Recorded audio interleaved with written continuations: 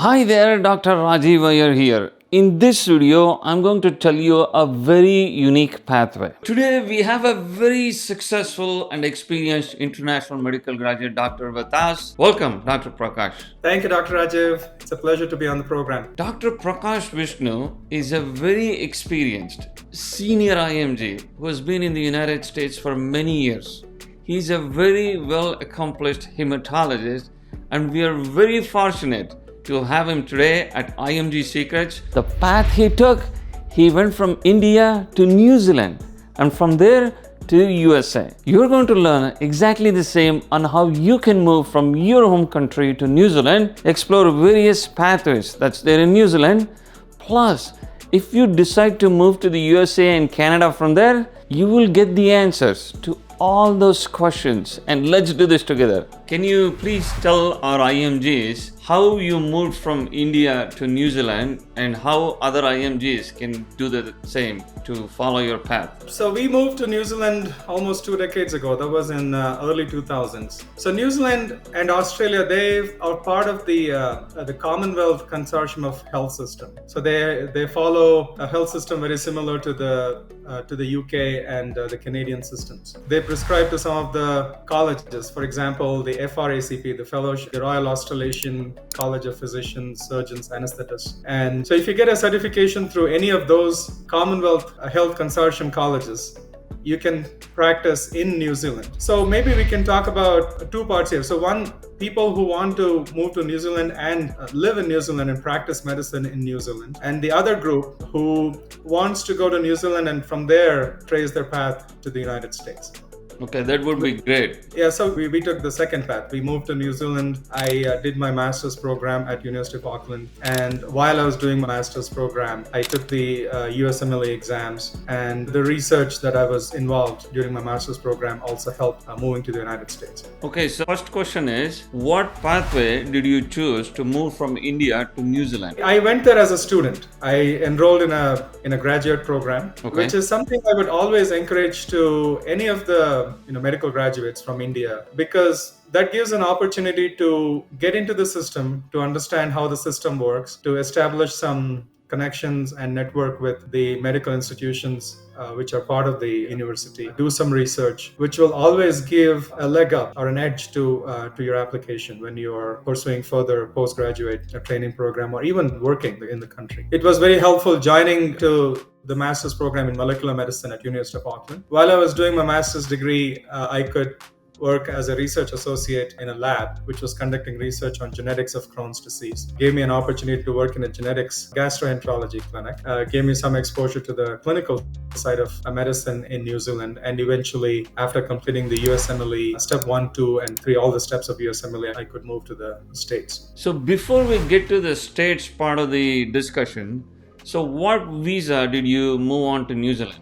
So can you speak about the implications of that? The visa policies keep changing. Back then when we moved, we actually moved as permanent residents, which is equivalent to the green card of the United States. At that time, there was a point-based system where me and my wife, with our combined qualifications and experience, could apply directly from India. So that kind of gave the opportunity to move to New Zealand. This was in 2003. Mm-hmm. I think that system is still existent now. People can explore the option of moving to New Zealand based on the combined qualification scores. The other option is moving to New Zealand as a student. There are universities which are of very high caliber. University of Auckland is one such university. There's University of Otago in Dunedin, University of Wellington. There are plenty of universities, but there are two medical schools which I would recommend medical students to focus on. One is University of Auckland and the other one is University of Otago. And they both have excellent medical and paramedical courses like health informatics, molecular medicine, nutrition, genetics, sports medicine, occupational medicine. All these things can segue back into clinical medicine. Okay, so sounds like the permanent residency system in New Zealand is very similar to that in Canada. So they follow a point-based system. So IMGs, if you're watching this and if you're interested in New Zealand, so now you know how to go to New Zealand as a permanent resident. Now, once you did your master's in New Zealand, if you had to continue doing residency in New Zealand,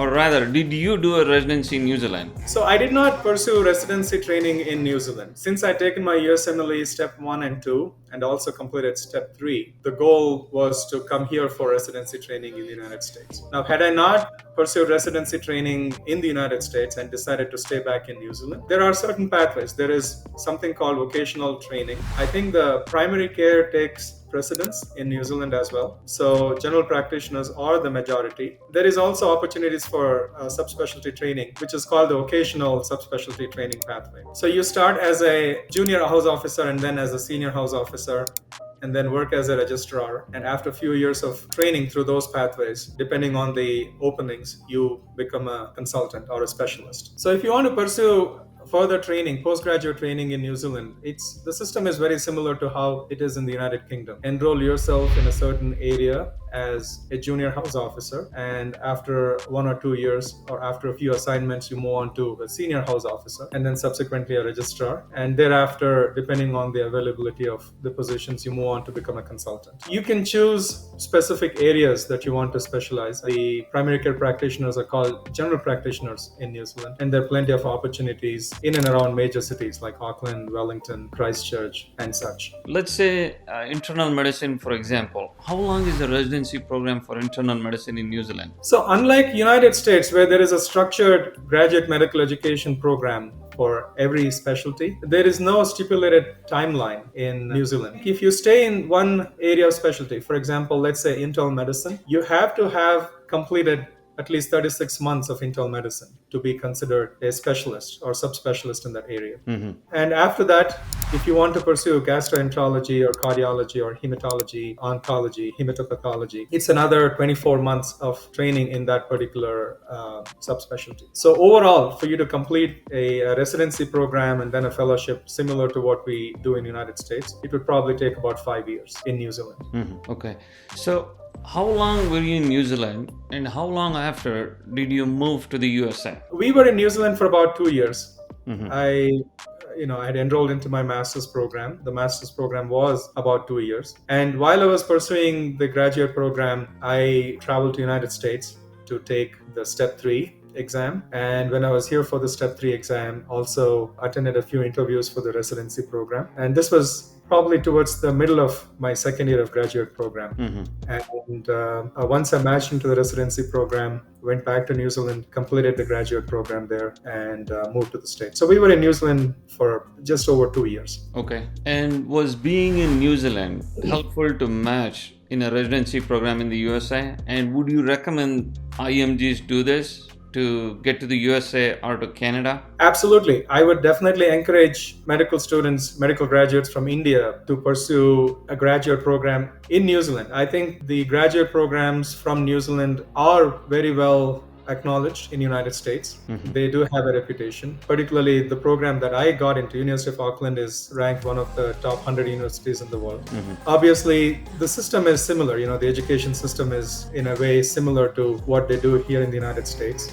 The people I work with, the course director, the research mentor, they were helpful in writing recommendation letters that obviously will give a leg up in your application when you apply for a residency program. So yes, I would definitely encourage pursuing, not only in the New Zealand, in my case, New Zealand was a pathway to the United States, and obviously enrolling in the graduate program definitely gave an opportunity. Conducting research and having a few publications from the research also was very helpful. Mm-hmm. So these are the things I would definitely recommend and encourage graduates from India to pursue. Okay. Getting into a graduate program anywhere in the world, be it New Zealand, Australia, Canada, mm-hmm. even in the United States, before getting into a residency program is always helpful. So any of the developed country? Right.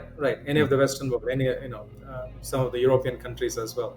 Sure. It will always give the opportunity to know the system, know the people. It will enrich your application, definitely will make you a better candidate compared to people who have not pursued that path. Okay. So, we have been talking about India, but we have a lot of IMG audience from countries like Pakistan, Bangladesh, parts of Africa, Philippines, and many other parts of the world.